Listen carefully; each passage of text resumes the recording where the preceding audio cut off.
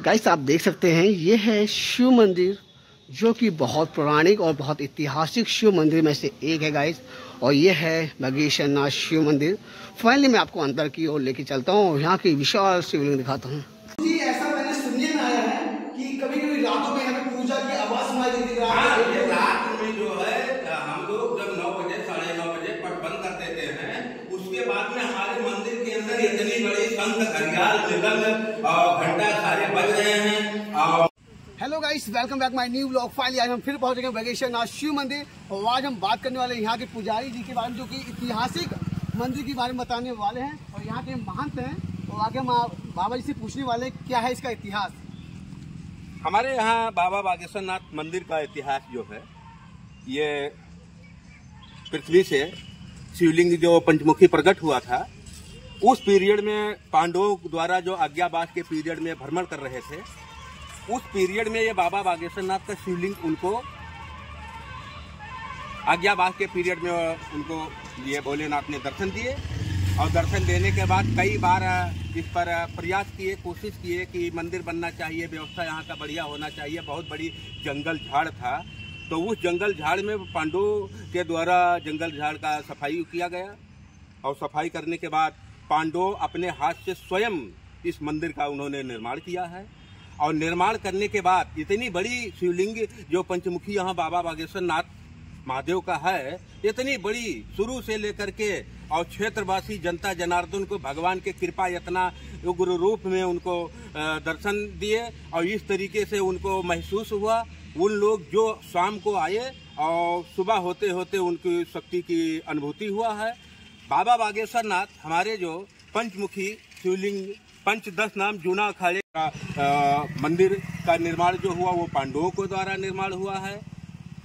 एक बार मैं क्षेत्रवासी सभी भक्त को मैं ये कहना चाह रहा हूँ बहुत हर्ष के साथ कि बागेश्वर नाथ मंदिर कम से कम आ करके यहाँ दर्शन करें, भगवान का आशीर्वाद प्राप्त करें और पुण्य के भागीदार बने।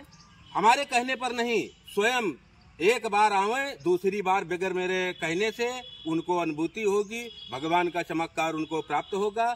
दीपावली के पावन पर्व पर बाबा बागेश्वर नाथ आज मंदिर पर मैं सभी क्षेत्रवासी को, सभी भक्त को मैं हार्दिक अभिनंदन एवं वंदन करता हूं। और भगवान को, सभी क्षेत्रवासी को भगवान की आशीर्वाद एवं ओम नमो नारायण। और दोस्तों मैं अभी आपको दिखाता हूँ वहाँ का जो शिवलिंग है, जो पूरी दुनिया में एकमात्र शिवलिंग जो पंचमुखी है, वो बाबा बागेश्वर नाथ ही है। वहाँ के आपको दर्शन करवाते हैं। तो बाबा जी और बात करना चाहते हैं, जो ये विशाल मंदिर दिख रही है, इसकी तो खाली स्थापना मतलब पांडवों ने तो की थी, लेकिन इस मंदिर को किसने बनवाया था? मंदिर तो पांडव के द्वारा, उसके बाद में फिर मंदिर के जो महंत हैं, मठाधीश हैं और क्षेत्रवासी के सहयोग से ये मंदिर का तो रिपेयरिंग निर्माण तो एक बार हुआ है, लेकिन इसका रिपेयरिंग कई बार हो चुका है और अभी तक हो रहा है। ये क्षेत्र का भी सहयोग है और मंदिर के जितने कर्मचारी और पदाधिकारी हैं, इन लोग के द्वारा मंदिर की देख रेख, पूजा पाठ सभी की होता है। और बाबा जी सुना है कि इस मंदिर में यहाँ के राजा का बहुत बड़ा सहयोग था इस मंदिर बनाने में। हाँ, पयागपुर स्टेट जो हमारे हैं, पयागपुर स्टेट का भी सहयोग है, सभी क्षेत्रवासी का सहयोग है और मंदिर प्रबंधन का भी सहयोग है। उसके वजह से आज तक ये सुचारू रूप से सारी व्यवस्थाएं जो चल रही हैं और मेंटेन व्यवस्था हो रहा है भोलेनाथ के। तो सबसे बड़ी तो भोलेनाथ की ही अनुकंपा है, इनकी ही आशीर्वाद से सब कुछ हो रहा है। हालांकि हम लोग तो इनके सहयोगी, साफ सफाई, पूजा पाठ, थोड़ा हम लोग के जो इनकी कृपा है, तो जब तक शरीर चल रही है भगवान की कृपा से, तब तक तो हम लोग सेवा कर ही रहे हैं। लेकिन सबका इसमें सहयोग है, आप लोग का भी सहयोग है। और गुरुजी ऐसा मैंने सुनने में आया है कि कभी कभी रातों में यहाँ पे पूजा की आवाज सुनाई देती है। रात में जो है हम लोग जब 9 बजे 9:30 बजे पट बंद कर देते हैं, उसके बाद में हमारे मंदिर के अंदर इतनी बड़ी शंख घड़ियाल मृदंग और घंटा सारे बज रहे हैं और मंत्रों का उच्चार हो रहा है। गेट बंद होते के बावजूद कम से कम सैकड़ों आदमी बाहर से सुनते हैं, लेकिन मंदिर के उस पर गेट खोला नहीं जा सकता। इतनी बड़ी इसके अंदर शक्ति रहती है कि गेट खोलने के बाद किसी के पास क्षमता नहीं कि उस शक्ति को हम लोग देखते हैं। बाहर से हम लोग सुनते हैं पूजा पाठ, पूरा बहुत से मंदिर में हम लोग गए हैं, पूरे उत्तर प्रदेश में गए हैं, हालांकि राजधानी तक गए हैं, लेकिन ऐसी चीजें हम लोग को अनुभूति अभी यहाँ बाबा बागेश्वर नाथ ही हो रहा है।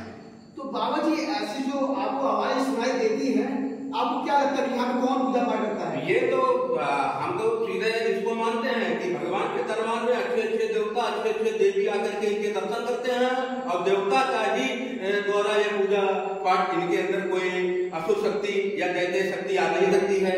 भगवान के दरबार में देव ही शक्ति आकर के भगवान का दर्शन करते हैं और इनकी पूजा और पाठ और वंदना करते हैं। तो गुरुजी नंदेश्वर निकले थे या इनको क्या नाम है बाद में विराजमान किया गया है? फिर उसके बाद में इसमें कई बार देखा गया है, एक मुखी नाग नहीं पंचमुखी शिवलिंग है, लेकिन पंचमुखी नाग भी हम लोग इसमें मंदिर के अंदर एक बार नहीं 1000 बार देखा है। पंचमुखी नाग? हाँ बिल्कुल प्रेजेंट में देखा गया है, जीवित प्रत्यक्ष। अच्छा जी, ये की ऐतिहासिक अद्भुत अकल्पनीय जो कि ये मंदिर है, जो कि आप सोच नहीं सकते इतना ऐतिहासिक मंदिर है। और कहा यह भी जाता है कि जो यहाँ पे झूठी कसम खाता है वो नेत्रहीन हो जाता है। और क्या इसका? हाँ, वो हमारे यहाँ मंदिर के अंदर हम लोग बहुत पहले से सुनते आते थे, लेकिन ये दो एक घटना हम लोग के बगैर मौजूदगी में लोग आए, झूठा झूठा कसम खा लिए। कसम खाने के बाद उनकी नेत्र मंदिर के अंदर भी समाप्त हो गई है, उनको अंगुली पकड़ करके निकाला गया। जब ऐसी व्यवस्था हम लोग को मालूम हुआ, सूचना हुआ, तब उनसे मैंने यही आग्रह किया कि भगवान के दरबार में दवा पानी आप मत करें, आकर के इनकी नीर को डालें और नीर को ही प्रसाद के रूप में उसके पान करें। और फिर आपकी हमारे यहाँ ये जो अमीनपुर गांव है, एक दिनेश सालिक का नाम सालिक ठेकेदार थे, वो आकर के झूठा कसम यहाँ खा लिए थे और इसी अंदर वो अंधा हो गए। प्रत्यक्ष मैं भगवान के दरबार में मैं बोल रहा हूँ। उसके बाद कम से कम एक हफ्ता नहीं बीता तो उनकी नेत्र रोशनी खत्म हो गई। खत्म होने के बाद हमने कहा कि भगवान का आकर के यहाँ पूजन पाठ करें और इनकी वंदना करें और नेत्र आ आएगा। आने के बाद तब आप महसूस करिए कि मामू जी क्या बता रहे हैं। वो आए यहाँ भगवान के दरबार में, अंगुली पकड़ करके उनकी औरत लाती थी और ले जाती थी। 10 दिन के बाद दोनों आंख में रोशनी आ गई और आने के बाद वो बिल्कुल फिट फाट हो गए। और फिट होने के बाद उनकी फिर अहंकार आ गया कि हमारे रोशनी तो हमारे पास अपने आप गई थी, भगवान ने उनको क्या किया, अनाप शनाप बोलने लगे। दोबारा अनाप शनाप बोलने के बाद उनकी रोशनी जाने के बाद आज तक रोशनी फिर दोबारा नहीं आई। ये भगवान की इतनी बड़ी शक्ति हम लोग को दिखाई दिया है कि रोशनी कसम झूठा खाने के बाद जाने के बाद फिर उन्होंने आकर के यहाँ वंदना किए, पांव छुए और रोशनी फिर पुनः आ गई। ये बिल्कुल एक नहीं कम से कम 50 मैं केस देख चुका हूँ। इस वजह से मैं अब मंदिर के अंदर हम लोग किसी को कसम खाने के लिए अनुमति नहीं देते।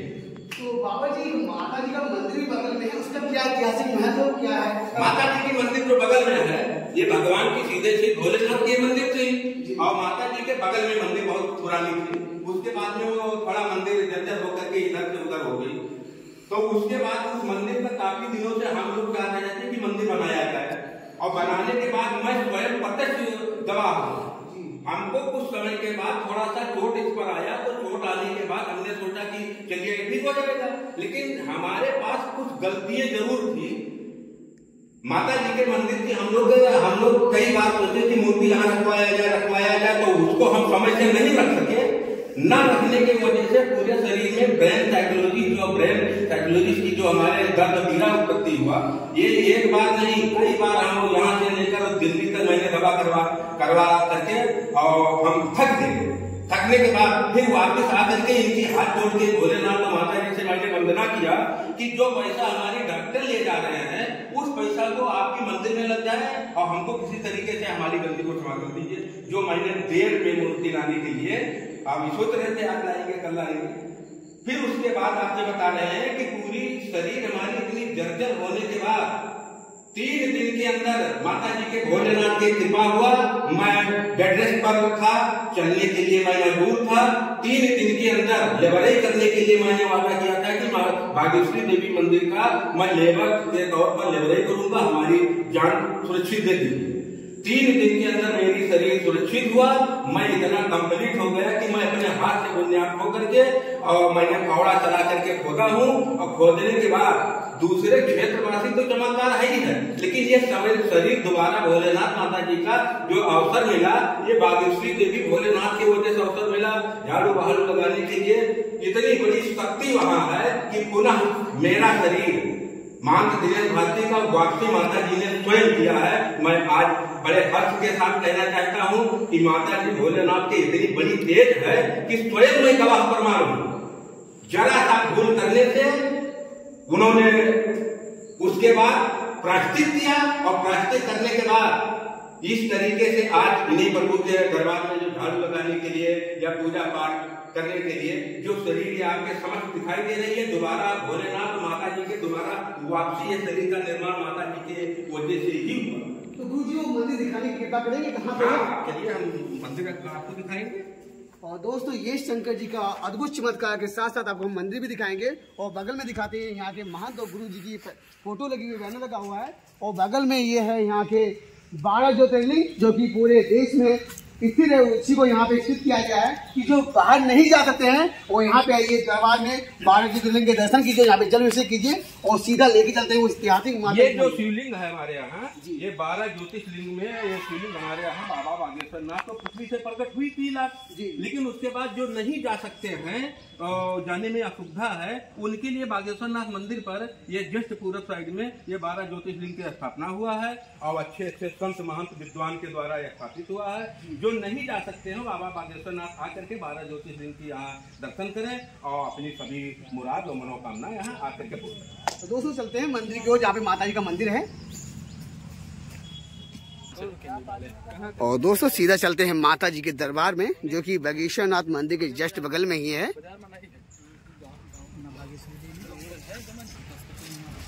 माँ बागेश्वरी देवी माता मंदिर जो कि आपको सामने दिख रहा है, यही अद्भुत मंदिर है जो कि बाबा ने इसका चमत्कार देखा और यहाँ के श्रद्धालुओं ने चमत्कार देखा है। और हम भी चाहते हैं इस माता जी के दर्शन करने, तो ये सौभाग्य बाबा जी के कारण भी प्राप्त हुआ है इसके ऐतिहासिक महत्व को जानने का।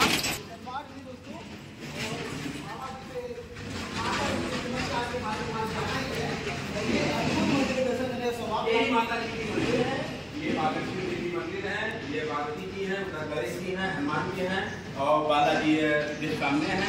यही मंदिर है जो मेरा शरीर का पुनः निर्माण माता जी के वजह से आज तक हमारी शरीर अब तक मिट्टी में प्रमलीन हो जाती, क्योंकि माता जी की यह देन है जो हमारी शरीर आज मैं इन्हीं के पास से मैं बोल रहा हूँ। और ये इतनी बड़ी मंदिर के अंदर शक्ति है जो हमारे माताएं बहने के अंदर किसी दिक्कतों की वजह से पुत्र नहीं प्राप्त हुआ, पुत्री नहीं प्राप्त हुआ, कम से कम 10,000 माताएं बहने यहाँ आकर के उनको पुत्र माता जी के कृपा से वो पुत्री, जिसकी विवाह शादी में कोई अड़चन होती है, पंडित लोग कहते हैं इतना पूजा कराओ, अभी ये गड़बड़ है वो गड़बड़ है, अभी पूजा शादी विवाह नहीं होगा, लेकिन माता जी की कृपा से इनके दर्शन मात्र से ही सारे फल प्राप्त होते हैं। हमारे यहाँ जो बागेश्वरी देवी मंदिर माता जी है, इनको दर्शन मात्र में पूजा तो है ही है, यथाशक्ति जो जिसके पास होगा वो तो कर ही सकता है, लेकिन दर्शन मात्र से कम 10,000 पुत्र मैं वादा कर रहा हूँ माता जी के मंदिर में कि हमारे समक्ष इनकी पूजा और आराधना से उनको 10,000 माताएं बहनी की जो संकट थी, जो कहते थे कि ये नाती है निर्वंशी है, उनको पुत्र प्राप्त हुआ, पुत्री प्राप्त हुआ, उनको स्वाहा माता जी की कृपा से जो इतनी बीमारी है कई हॉस्पिटल से जो जवाब उनको हुआ है वो ठीक होने के लिए जवाब हो गया था कि नहीं ठीक हो सकते हैं। यहाँ माता जी की कृपा से उनको इस तरीके से वो बेड पर यहाँ आई है लाद करके, यहाँ से अपने पैरों से दी है। ये चमत्कार, ये शक्ति हमारे माता जी के मंदिर के अंदर कृपा है। और क्षेत्र का सबका तो मैं कह ही रहा हूँ, लेकिन हमारे जो शरीर ये आप जो मैं बोल रहा हूँ महंत दिनेश भारती जी, ये माता जी के ही कृपा से कब तक ये हमारी जीवन अभी इनकी अनुकंपा है, कितना बड़ी आशीर्वाद इन्होंने दे दिया है, कब तक मैं माता जी चलाएंगी ये तो माता जी स्वयं जाने, मैं तो एक सेकंड के लिए जानकार नहीं हूँ और ना कोई इसकी उम्मीद करता हूँ कि कल रहूं या ना रहूं, लेकिन अद्भुत माया, अद्भुत दृष्टि जो माता जी की हमारे ऊपर पड़ी, मैं एक बार नहीं मैं 1000 बार आपसे मैं वादा कर रहा हूँ, सारे क्षेत्रवासी मैं वादा कर रहा हूँ कि बहुत अद्भुत चमत्कार की वजह से यार ये शरीर जो बोल रही है ये शरीर माता जी के देन है। दीपावली के उपलक्ष्य पर मैं सभी क्षेत्रवासी को, आप लोग को, जितने संत महान के भूमंडल पर हैं, माता जी के बागेश्वर नाथ मंदिर पर आकर के इनका दर्शन करें और पुण्य के भागीदार बने। एक बार नहीं, मैं दीपावली के उपलक्ष्य पर मैं क्षेत्रवासी को, आप लोग को, सभी को मैं भगवान के दरबार में मैं वंदना करता हूँ। इनके आशीर्वाद, माता जी का आशीर्वाद आप लोग को प्राप्त हो और सभी क्षेत्रवासी के लिए एक बार नहीं 1000 बार कोट कोट आशीर्वाद एवं धन्यवाद। तो दोस्तों ये था माता रानी और शंकर जी का अद्भुत मंदिर। और आज की जानकारी आपको कैसे लगी प्लीज कमेंट की जरूरत है। हमारे चैनल पर पहली बार आए तो हमारे चैनल को सब्सक्राइब और वीडियो को लाइक, नेक्स्ट वीडियो के लिए जय हिंद।